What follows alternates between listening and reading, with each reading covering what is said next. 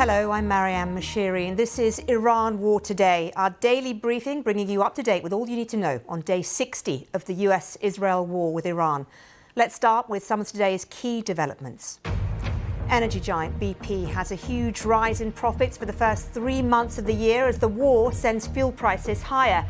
It comes as Keir Starmer urges people not to panic over the impact of the conflict on their food and fuel bills. President Trump says Iran has told the US that it's in a state of collapse and would like the US to reopen the Strait of Hormuz as soon as possible. A Russian superyacht linked to one of President Putin's key allies has sailed through the Strait of Hormuz despite the ongoing blockade of the critical shipping route. And Israel says it's not seeking to take territory in Lebanon despite issuing evacuation orders in the south of the country.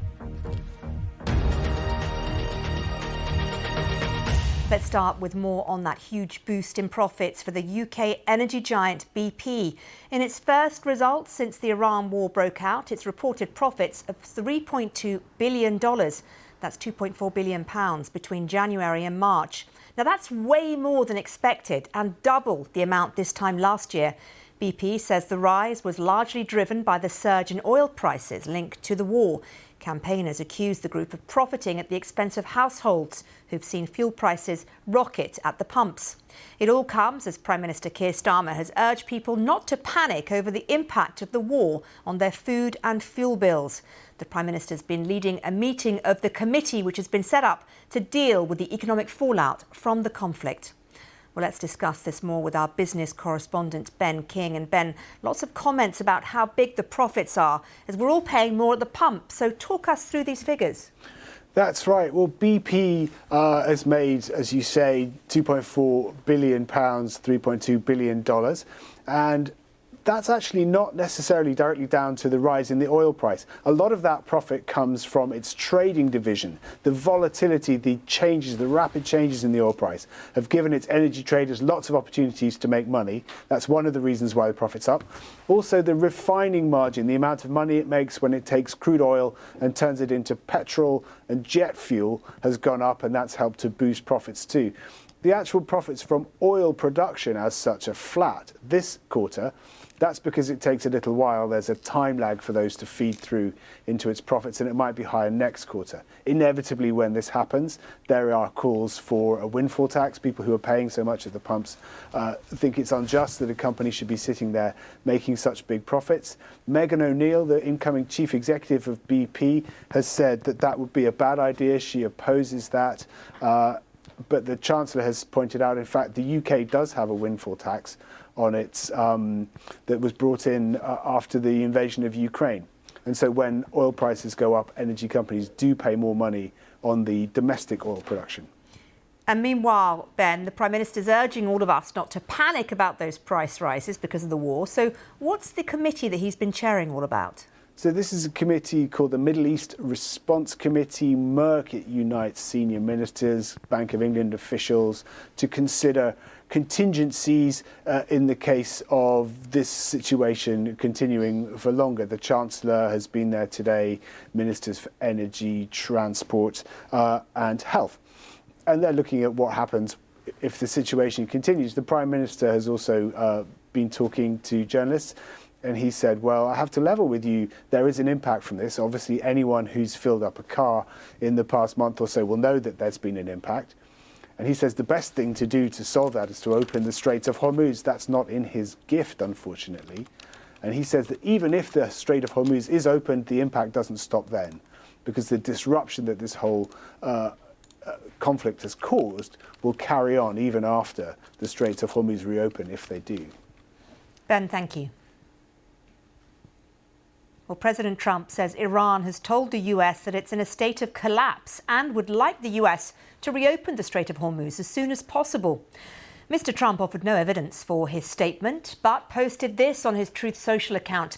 Iran has just informed us that they are in a state of collapse. He went on to say they want us to open the Hormuz Strait, as soon as possible as they try to figure out their leadership situation, which I believe they will be able to do. Thank you for your attention to this matter, President Donald J. Trump. Well, meanwhile, a superyacht linked to one of Russian President Vladimir Putin's key allies has sailed through the Strait of Hormuz. That's despite the ongoing blockade of the critical shipping route. The 142-metre-long Nord luxury boat, valued at $500 million, travelled from Dubai to Muscat in Oman over the weekend, one of a few private vessels to transit through the strait in recent months. The vessel is linked to sanctioned Russian billionaire Alexei Mordashov. Iran and Russia have had high-level talks this week as Iran's standoff with the US over the strait reopening continues. Meanwhile, Iran's UN ambassador says the US is responsible for shipping disruptions. Iran's measures in the Strait of Hormuz are grounded in Iran's right and obligation under the law of the sea and its national laws and regulations. Iran's lawful measures aim to strike an appropriate balance between security interests of the coastal state and the continued safe conduct of navigation in the Strait of Hormuz in a highly volatile environment. Let's go now to the fragile situation in Lebanon. The Israeli government claims it's not seeking to take territory there, as its military has once again issued new evacuation warnings for towns and villages in the south of Lebanon, despite a ceasefire. The Israeli army has released video which it says is of its troops operating in southern Lebanon. We don't know where the footage was taken or when. Here's what the foreign minister had to say. Israel has no territorial ambitions in Lebanon. Our presence in the areas by our northern border serves one purpose: protecting our citizens. Well, the ceasefire between Israel and Lebanon is being repeatedly broken, with Israel and Hezbollah blaming each other for violations. Our Middle East correspondent Lina Sinjab, who's in Beirut, says the attacks are making it difficult for the Lebanese government.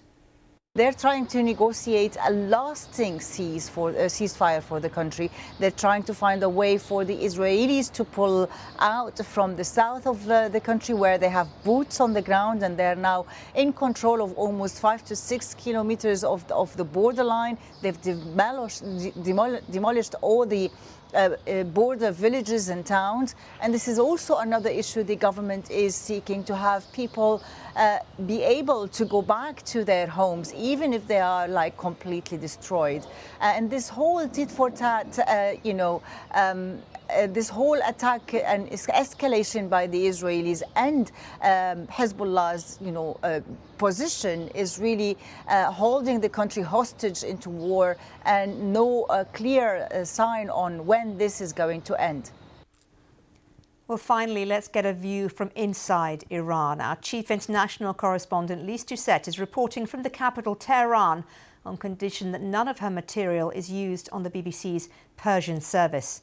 These restrictions apply to all international media organisations operating in Iran. Well, Lise has been out on the streets of the capital and sent this report. A salute to Iran's security forces, the song of stalwarts. They're showing up nightly in the squares of Tehran, responding to their government's call to send a message to the enemy. Even mullahs are out on motorcycles, flashing their guns. Tonight, there's a town hall too to discuss. Should Iran talk to the US? Distrust runs deep here. It's better if negotiations don't happen. The war should continue until America and Israel are defeated. But the people of Iran are suffering. There are no problems with the economy, and we want America to leave the Middle East. On the streets, the pain sharpens. Prices are rising, jobs going.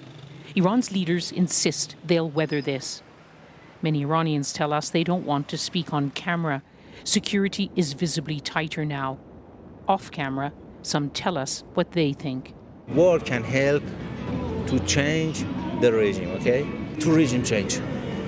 Yeah, war is better. I believe that, that's too much better than this situation. So many Iranians tell us they don't believe this shaky ceasefire will hold. And if war returns, there will be more Israeli-American strikes on military targets. But it also seems clear civilians will suffer. On this street in the city of Karaj, multiple houses were damaged or destroyed. 17 people killed, including 8 in this family. I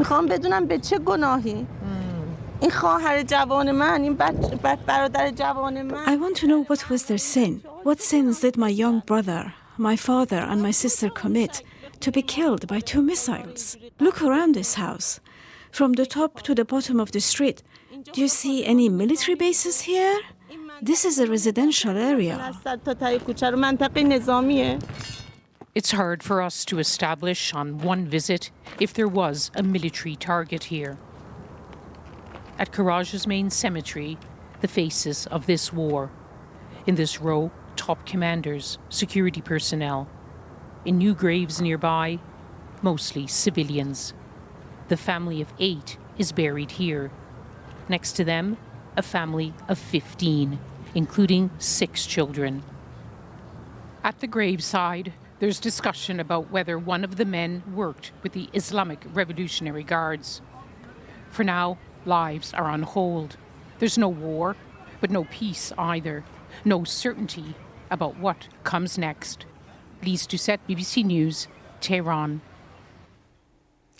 Whether you are joining us on YouTube, TikTok, Sounds, radio or TV, thank you for your time. We'll be back at the same time tomorrow with the Iran War Today.